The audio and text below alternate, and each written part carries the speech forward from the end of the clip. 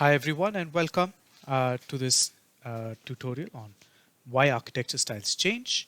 Um, Before we dive into the topic of Frank Lloyd Wright and the school of thought of mainly, the prairie and organic style, a little bit of this overview as to why architecture styles change is important for us to understand. Uh, this what is getting sketched here is the Vitruvian triad. So there are uh, according to Vitruvius, who's one of the most famous Roman authors, he says that in his book De Architectura that the structure must exhibit three qualities of firmitas, utilitas, and venus status. Now, what that really means is in our more uh, modern language, it's form, function, and structure.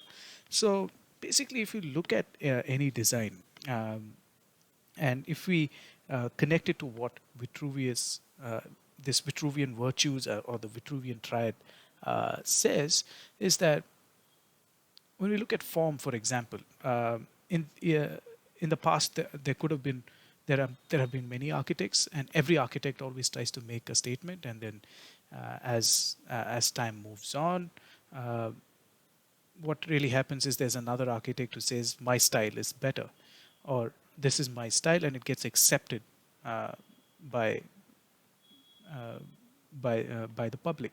So uh, there are a lot of opposing styles that actually cause this change in the styles of architecture.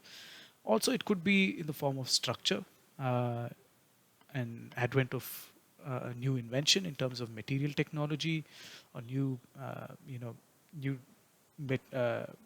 for example, the during the Roman time when concrete was used first, it just massively revolutionized architecture as a whole. And then, of course, we have function.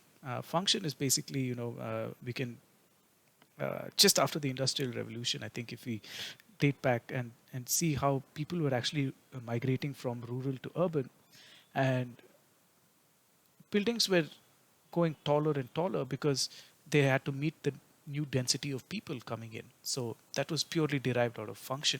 So all these are the factors as to why architecture styles change. Um, of course, Vitruvius uh, is the way he sees architecture is he sees it as an imitation of nature, and the sketch being done here is probably an interpretation of again how we see these styles changing in our everyday life. So when I walk around any place, I can continuously see these different styles of architecture, and basically this sketch is very representative of the different styles. Basically, what Vitruvius also is also trying to say is, as just like as the birds and bees try to build their nests, humans also constructed houses from looking at natural, uh, you know, uh, constructed houses from natural materials that gave them shelter against different elements. And from there, every time we've improved, how we build with probably a material. With the new advancement in material, or like for example the introduction of glass post the industrial revolution, and then the invention of uh, you know uh, nanotechnology, nanotechnological materials. All this actually change the way we actually design, and changes the the appearance, and the way we actually construct buildings today. With the machinery we have, the way we actually do modular designs has you know uh, drastically changed our perception of how we actually use space. So this is important uh, to actually connect with your research part of design, because a lot of times when you do a design, you know very seldomly do we really understand in depth as to how these styles are actually shaped. um, so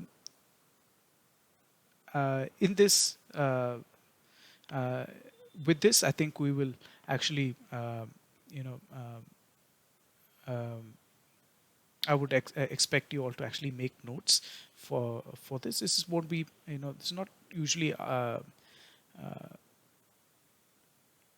it's not usual that you see a sudden change in architecture styles, but but there have been a lot of movements in the current history where architecture styles have just changed over a span of 5 or 10 years, and drastic changes of the same. So anyways, I hope you're so in this sketch you can see how there is this whole a very heritage oriented building, and then we can see that as probably it's a representation of, as we walk around, how we see the different styles of architecture, and then something that's more uh, audacious with terms of cantilever, and then finally we visit back this heritage building, but then even the heritage building has the element of surprise in it, because a lot of it was constructed back in a time when so many of them, so many of those buildings, we don't even know how they were done. So in the next video, we will actually take a look at the timeline so that it gives you a little more clearer picture on the entire uh, scope of how actually these styles have changed. And I'll see you all in the next video tutorial. Meanwhile, just make sure you're making notes, and uh, it's best to use Xmind so that you don't get confused with these points. Um, Always make notes on Xmind so that you are in control of you know the the flow of lecture given. So I'll see you all in the next video tutorial, and and we can just enjoy the last bit of the sketch, which is very interpretative, because what I feel that the most important thing that changes architecture styles is humans' ability to actually, imagine and sketch out these different spaces. So whoever it is, or whatever it is, or whenever this person picks up a pen or is able to use digital media or whatever of these mediums of expression, is when we actually witness a lot of changes. And some of the most famous architects that have changed are who we are actually going to study in this theory of architecture course. So have a nice learning, and this is me, and this is Yashish Hegde, and I'll see you all in the next video tutorial.